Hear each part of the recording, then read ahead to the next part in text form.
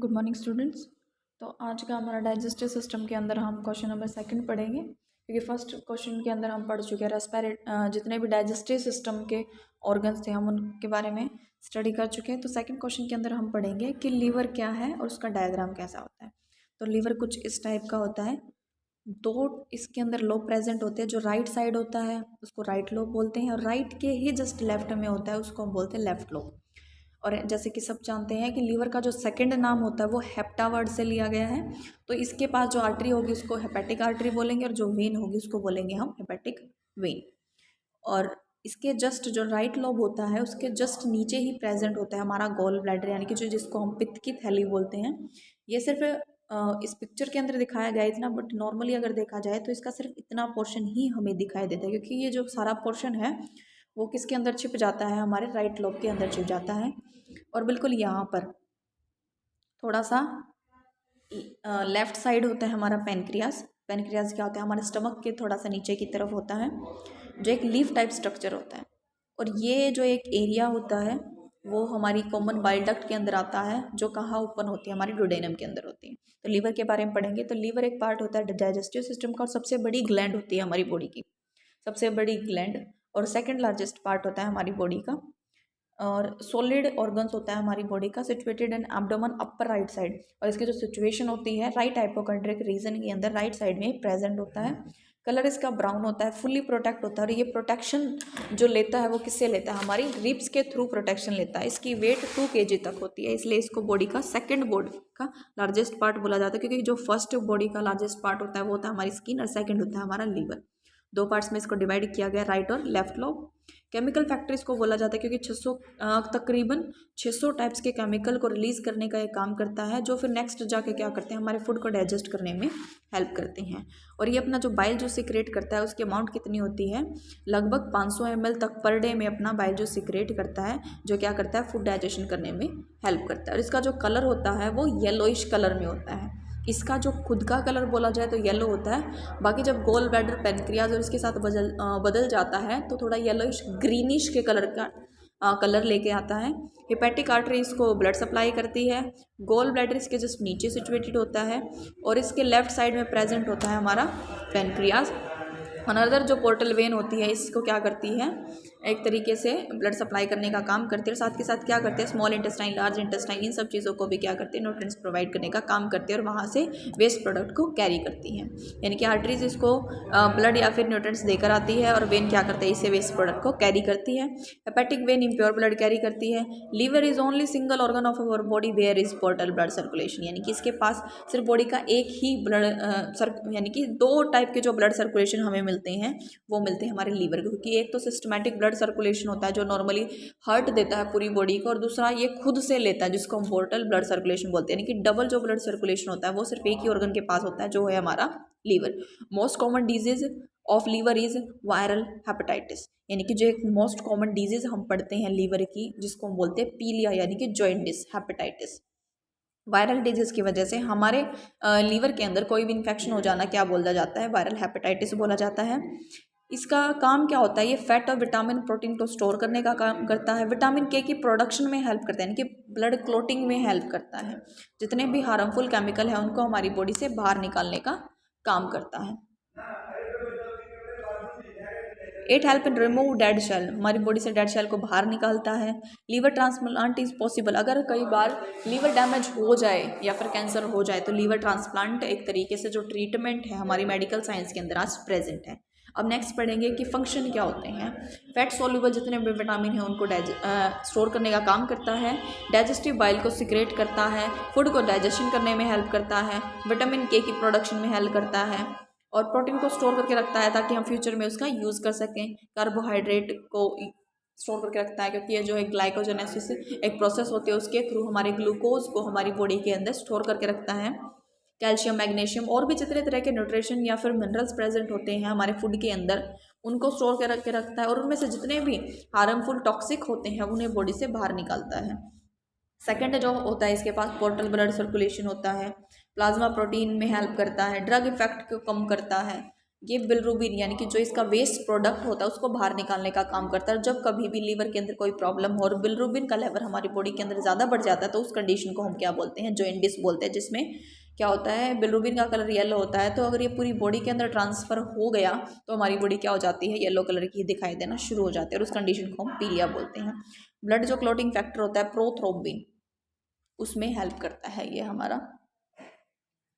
Next आता है कि गोल ब्लैडर क्या होता है। अब यानी कि जो पित्त की थैली है वो क्या होती है, जैसे कि हमने फर्स्ट डायग्राम के अंदर पढ़ा है, ये जस्ट इसकी लोकेशन होते हैं लीवर के राइट लोब के जस्ट नीचे ही प्लेस होता है। पियर टाइप में ये एक इसकी शेप होती है, स्ट्रक्चर होता है, लीवर के जस्ट नीचे प्रेजेंट होता है। होल ऑर्गन होता है, होल ऑर्गन सिर्फ एक बाइल जूस को सेक्रेट करने का काम करता है, बाकी ऐसा कुछ नहीं होता। जैसे कि लीवर होता है सॉलिड, वैसा ये नहीं होता। इसकी लेंथ 7 से 10 सेंटीमीटर तक होती है। 3 पार्ट्स में डिवाइड है, फंडस, बॉडी और नेक। ये फंडस है, ये बॉडी और ये नेक है जो कि यहाँ पर आगे जाके इससे जुड़ता है। अटैच कॉमन बाइल डक्ट, ये कॉमन बाइल डक्ट से साथ अटैच होता है, जहाँ 3 अपना एक साथ बाइल जो सेक्रेट करते हैं। यहाँ से लीवर करता है, यहाँ से गॉल ब्लैडर और यहाँ से पेनक्रियाज, और फिर यहाँ जो एक पोर्शन है डुडेनम, वहाँ कॉमन बाइल डक्ट होती है। It make the bile more thick, ये क्या कर देता है, जो बाइल जूस है उसको और भी ज़्यादा थिक कर देता है ताकि जो फैट का डाइजेशन है वो अच्छे से हो सके। जो गोल ब्लैडर है वो स्पेसिफिक किसके डाइजेशन में हेल्प करता है, हमारे फैट के डाइजेशन में हेल्प करता है, ताकि फैट है वो बॉडी ईजिली डाइजेस्ट कर पाए और बॉडी को उस चीज़ की एनर्जी मिल पाए। और जब हम खाना खा लेते हैं उसके आधे से 1 घंटे बाद ये अपना बाइल जूस सीक्रेट करने का काम करता है। Many time bile is become more thick converted into crystal. कई बार क्या होता है, जो हमारा बाइल जूस है नॉर्मल ये थोड़ा सा थिक होना चाहिए, लेकिन ये जब हद से ज़्यादा थिक हो जाता है तब ये खुद के ही कुछ स्ट्रक्चर बनाना शुरू कर देता है, जिसको हम क्रिस्टल बोलते हैं या फिर स्टोन बोलते हैं, जिसको नॉर्मल भाषा में हम क्या बोलते हैं, पित्त की जो पत्थरी हो गई है, पित्त की थैली में पत्थरी हो गई, हम उसे बोलते हैं। और अपनी मेडिकल जो लैंग्वेज है उसके अंदर इसको बोलते हैं कोलेथियासिस। तो कोलेथियासिस एक डिजीज़ होती है जिसके अंदर हमारी गॉल ब्लैडर के अंदर छोटे छोटे स्टोन यानी कि क्रिस्टल बन जाते हैं। और किस चीज़ के ऐसे क्रिस्टल होते हैं, वो हमारे बाइल जूस के ही क्रिस्टल होते हैं। कई बार ये स्टक हो जाते हैं जिससे पेन होना शुरू हो जाता है। कई बार ये मूवमेंट करके नेक पर आ जाता है और नेक के आने की वजह से ये ब्लॉकेज करना शुरू कर देते हैं। इसकी वजह से बाइल जूस सीक्रेट नहीं होता और इस वजह से हमें क्या करना पड़ता है, या तो इफेक्टेड पार्ट निकलवाना पड़ता है या फिर कंप्लीट ही गॉल ब्लैडर को रिमूव करवाना पड़ता है, जिसको हम क्या बोलते हैं, कोलेसिस्टेक्टमी बोलते हैं। नेक्स्ट ये सब पढ़ेंगे कि फंक्शन क्या होते हैं। बाइल जूस सीक्रेट करेगा, फैट को डाइजेशन करने में हेल्प करेगा, बाइल को और ज़्यादा थिक बनाने का काम करता है। मेन फंक्शन सिर्फ इसका इतना ही होता है। नेक्स्ट हम पढ़ेंगे कि पेनक्रियाज क्या होता है। पेनक्रियाज जो थर्ड एडिशनल ऑर्गन होता है हमारे डाइजेस्टिव सिस्टम का, जो कि लीफ टाइप स्ट्रक्चर के अंदर ये प्रेजेंट होता है। ये नेक होती है, ये मतलब ये वैसे तो नॉर्मली 3-4 पार्ट्स में प्रेजेंट होता है, जैसे कि फंडस, बॉडी और नेक। नेक वो पार्ट होती है जो हमारे किसी भी फनल पाइप के साथ सिचुएटेड हो, जैसे कि स्ट्रक्चर के अंदर दिखाया गया है। सेकंड लार्जेस्ट ग्लैंड होती है, यानी कि पेनक्रियाज सेकंड लार्जेस्ट ग्लैंड होती है। सेकंड लार्जेस्ट इस वजह से होती है क्योंकि जो पेनक्रियाज होती है वो आती है हमारी एक्सोक्राइन ग्लैंड के अंदर और एंडोक्राइन ग्लैंड दोनों के ही अंदर ये आते हैं, क्योंकि एक तो ये अपना क्या करती हैं, हॉर्मोन्स डक्टलेस फ्लूइड छोड़ती है और एक डक्ट के अंदर छोड़ती है। इस वजह से इसको लार्जेस्ट ग्लैंड बोला गया। सेकंड लार्जेस्ट क्योंकि जो फर्स्ट लार्जेस्ट ग्लैंड थी हमारी वो लीवर थी, सेकंड होता है पेनक्रियाज, जिसको एंडो और एक्सो दोनों ही टाइप की ग्लैंड बोला जाता है, यानी कि हेट्रोक्राइन ग्लैंड इसको बोला गया। हेट्रो मतलब होता है जो एंडो भी हो और एक्सो भी हो। मेन ऑर्गन होता है हमारे डाइजेस्टिव सिस्टम का, एब्डोमेन कैविटी के अंदर प्लेस होता है, लेकिन इसकी जो साइट होती है वो हमारे जो स्टमक के नीचे की तरफ होती है। Duct is attach with common bile duct, इसकी भी डक्ट क्या होता है, कॉमन बाइल डक्ट के साथ अटैच होती है। हेट्रोक्राइन इस ग्लैंड को बोला जाता है। हेट्रोक्राइन इसलिए क्योंकि एक्सो भी है और एंडो भी है, दोनों टाइप्स की ही ग्लैंड होती है। 2 टाइप्स की शेल होती है इसके पास, अल्फा और बीटा, यानी कि 2 टाइप्स की शेल होती है हमारे पास, अल्फा और बीटा, जो क्या करती है अपना अपना हार्मोन रिलीज करने का काम करती है। ग्लूकागोन सीक्रेट करती है, एक इंसुलिन करती है।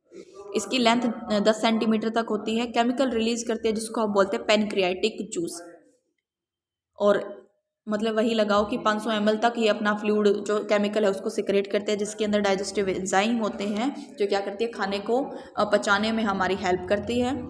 जैसे कि जो हमने ऊपर पढ़ा था कि इसके पास 2 टाइप की शेल होती हैं, अल्फ़ा एंड बीटा। जो अल्फ़ा एंड बीटा, जो अल्फ़ा करती है ग्लूकागोन को और बीटा करती है इंसुलिन को, तो ये 2 तरीके से होता है। और जब कभी भी हमारी बॉडी के अंदर इंसुलिन की कमी हो जाए इंसुलिन क्या करता है, हमारी बॉडी के अंदर जितनी भी ग्लूकोज हम ले रहे हैं उसको किस तरीके से मेंटेन करना है, उस चीज़ के बारे में ध्यान रखता है। और जब कभी भी इंसुलिन की कमी हो जाती है तो हमारी बॉडी के अंदर जो हमारा कार्बोहाइड्रेट है यानी कि शुगर का लेवल ज़्यादा बढ़ जाता है, जिस कंडीशन को हम बोलते हैं डायबिटीज़ मेलाइटिस यानी कि शुगर होना। मेन फंक्शन क्या होता है, शुगर लेवल को मेंटेन करके रखना। लेकिन किसके थ्रू मेंटेन करके रखना, हमारी बीटा सेल के। क्यों बीटा सेल, क्यों, क्योंकि बीटा सेल क्या करती है, इंसुलिन हार्मोन को सिक्रेट करने का काम करती है। तो जब कभी भी हमारी बीटा सेल इंसुलिन लेवल को मतलब मेंटेन नहीं कर पाती या फिर अच्छे से प्रोड्यूस नहीं कर पाती, तब हमें आर्टिफिशियली तरीके से बॉडी के अंदर इंजेक्ट करवाना पड़ता है, जिसको हम बोलते हैं इंसुलिन इंजेक्शन, या फिर टैबलेट्स लेनी पड़ती हैं ताकि इंसुलिन का लेवल थोड़ा सा और बढ़ जाए। इसकी शेप किस तरीके की होती है, फिश टाइप में शेप होती है, या फिर इसको लीफ बोल सकते हो आप।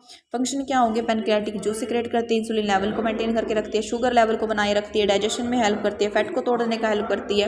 बीटा और अल्फा दो टाइप की इसके पास शेयर होती है, जो क्या करती है, अपना अपना हार्मोन रिलीज करते हैं, जिसको हम एक तरीके से ग्लूकागॉन बोलते हैं। दूसरा होता है हमारा इंसुलिन, जो क्या करता है, ब्लड शुगर लेवल को मेंटेन करने का काम करता है। इसकी एक कॉमन सी डिजीज होती है, इसकी वजह से यानी कि पैनक्रियाटिक एक प्रॉब्लम हमारी बॉडी के अंदर देखने को मिलती है। कॉमन लेवल पर जो मिलती है वो है हमारी डायबिटीज़ मेलाइटिस यानी कि शुगर हो जाना। ये कब होती है, जब हमारा पेनक्रियाज अच्छे से काम नहीं करता, या फिर पेनक्रियाज के अंदर जो हमारी बीटा सेल होती है वो अच्छे से काम नहीं करती, जिस वजह से इंसुलिन लेवल थोड़ा सा इम्बैलेंस हो जाता है, और उसकी वजह से बॉडी के अंदर इंसुलिन है वो कम हो जाते हैं, शुगर का लेवल बढ़ जाता है, जिसको हम बोलते हैं हाइपरग्लाइसीमिया। हाइपरग्लाइसीमिया क्या होता है, जिसमें बॉडी के अंदर जो हमारा कार्बोहाइड्रेट लेवल है या फिर ग्लूकोज का लेवल है वो हद से ज़्यादा बढ़ जाए, तो उस कंडीशन में हमें कौन सी डिजीज़ होती है, हमारी वो होती है डायबिटीज़ मेलाइटिस। तो ये क्वेश्चन कंप्लीट हुआ जो एडिशनल थी। नेक्स्ट है, कुछ बता रखा है कि डाइजेस्टिव सिस्टम से रिलेटेड ही क्या क्या जो डिजीज़ हो सकती हैं। फर्स्ट आते हैं स्टोमेटाइटिस की, मुंह के अंदर गम्स जो इन्फेक्शन है वो हो जाएगा। टॉन्सिलाइटिस, टॉन्सिल्स के अंदर इन्फेक्शन हो जाएगा। पेट के अंदर कोई इन्फेक्शन हो जाएगा। इंटेस्टाइन के अंदर कोई इन्फेक्शन हो जाएगा। पेट या फिर इंटेस्टाइन यानी कि पेट की वजह से या फिर इंटेस्टाइन की वजह से दोनों में कोई इन्फेक्शस डिजीज़ हो गई हो। पेप्टिक अल्सर यानी कि पेट के अंदर कोई फोड़ा हो गया हो। इंटेस्टाइनल ऑब्स्ट्रक्शन यानी कि इंटेस्टाइन कहीं से परफोरेट हो गई हो या फिर कोई चीज़ आके उनको ब्लॉक करके कर रही हो। इंटेस्टाइनल परफोरेशन, कहीं से इंटेस्टाइन फट गई हो, ब्रेस्ट हो गई हो, तो इंटेस्टाइन का जो फूड है वो कहीं बाहर जा रहा हो और इन्फेक्शन के कोज हो गए हो। अपेंडिसाइटिस जो एक पार्ट होता है इम्यून सिस्टम का, जिसकी लोकेशन क्या होती है, राइट साइड प्रेजेंट होती है हमारे लार्ज इंटेस्टाइन के ऊपर, तो वहाँ उस ऑर्गन के ऊपर कोई भी इन्फेक्शन हो गया। कॉन्स्टिपेशन, कॉन्स्टिपेशन क्या होता है, जब कोई भी इंसान ज़्यादा से ज़्यादा एफर्ट लगाता है स्कूल पास आउट करने के लिए, लेकिन उसका स्टूल इतना ज़्यादा थिक है कि वो एनएस के थ्रू बॉडी से बाहर नहीं आ रहा, तो उस कंडीशन को हम बोलते हैं कॉन्स्टिपेशन हो जाना। नेक्स्ट आता है कि हेमोरॉइड या फिर पाइल्स, कि हमारे एनएस के ऊपर बहुत सारी छोटी छोटी आर्टरीज और वेन होती हैं जो ज़्यादा एफर्ट लगाने की वजह से, यानी कि कॉन्स्टिपेशन वाली कंडीशन में ज़्यादा एफर्ट लगाने की वजह से वो क्या हो जाती है, ब्रस्ट हो जाते हैं, जिस कंडीशन को हम क्या बोलते हैं, हेमोरॉइड। प्रोलैप्स ऑफ रेक्टम, प्रोलैप्स का मतलब होता है कोई ऑर्गन जो अपनी जगह को छोड़कर बाहर निकलने की कोशिश कर रहा है, तो रेक्टम क्या होगा, अपनी जगह को छोड़कर बाहर निकलने की कोशिश कर रहा है, तो उसको हम बोलते हैं प्रोलैप्स ऑफ रेक्टम। तो ये कुछ कंडीशन होती हैं जो डाइजेस्टिव सिस्टम के अंदर प्रेजेंट होती है, जो किसी भी यानी डिफॉर्मिटी या फिर पैथोजन या फिर पॉजिटिव ऑर्गेनिज्म की वजह से हमारी बॉडी के अंदर ओकर होती है। तो आज के लिए हमारा कंप्लीट हुआ है डाइजेस्टिव सिस्टम। नेक्स्ट हम पढ़ेंगे कल।